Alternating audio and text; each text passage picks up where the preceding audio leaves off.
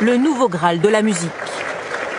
Une victoire qui a fait son apparition l'année dernière et qui récompense la chanson la plus écoutée en ligne. Avec 171 000 albums streamés, SCH.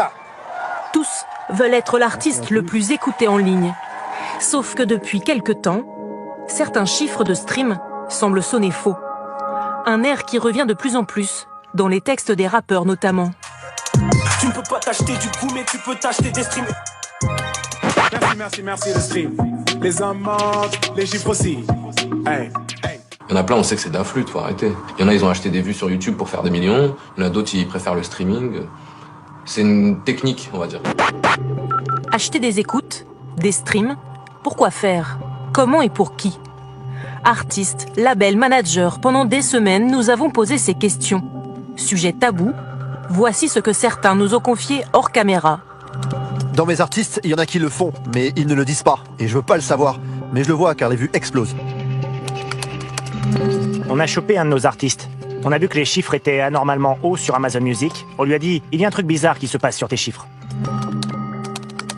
Et il a fini par avouer. C'était pour entrer dans une espèce de spirale ou de cercle vertueux du succès.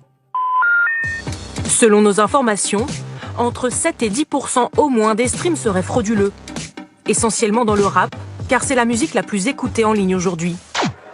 Et selon ce journaliste, les artistes débutants, comme les stars, font la course au stream. C'est la nouveauté de ces derniers temps, une triche dans le top du classement. On a une part des streams des plus grands succès qui sont probablement faux ou probablement gonflés.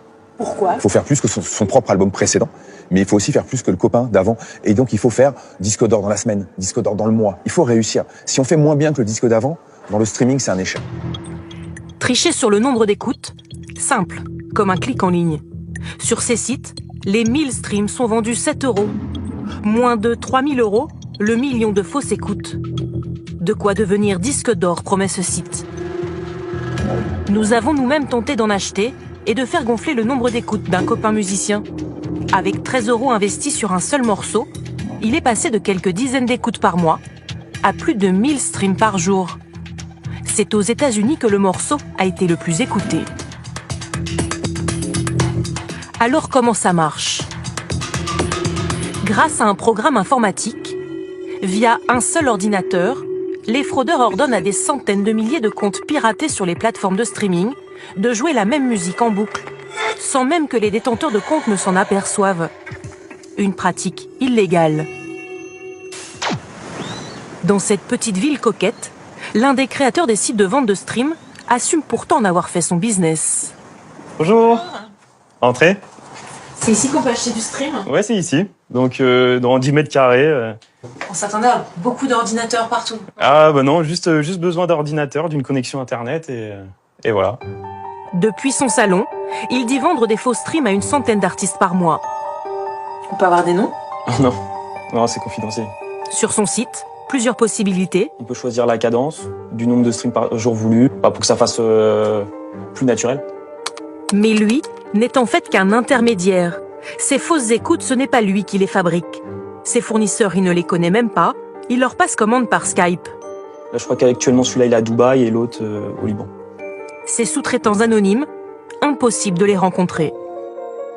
Traquer ces fraudeurs, une course technologique sans fin, comme nous l'explique ce Canadien qui a fait de la chasse aux faux streams sa spécialité. Nous ne savons pas qui ils sont. Tout est anonymisé. Mais c'est leur façon de faire que nous reconnaissons.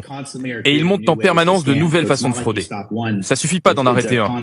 On doit créer de nouveaux algorithmes en permanence pour les trouver. Comment les grandes plateformes de streaming luttent-elles contre ces fraudes? Nos demandes d'interview ont été refusées.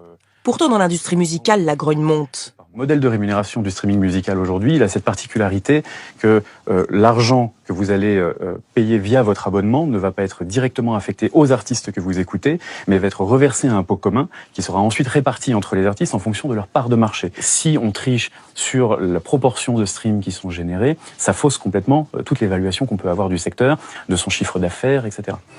En France, 2 plaintes pour complicité d'escroquerie viennent d'être déposées par la SACEM, la Société de gestion des droits d'auteur.